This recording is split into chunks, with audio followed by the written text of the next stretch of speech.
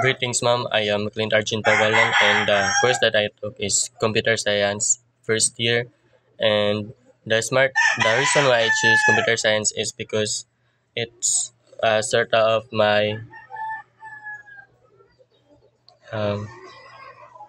um, sort of personal interest, and also because my friends was there, and the smart goal that I want is I want to accomplish the goal I want to accomplish my goal, which is to become a game developer, and I want to develop a game whereby the people will like that game, not because they can get money from playing in that game, but because of they can be like they can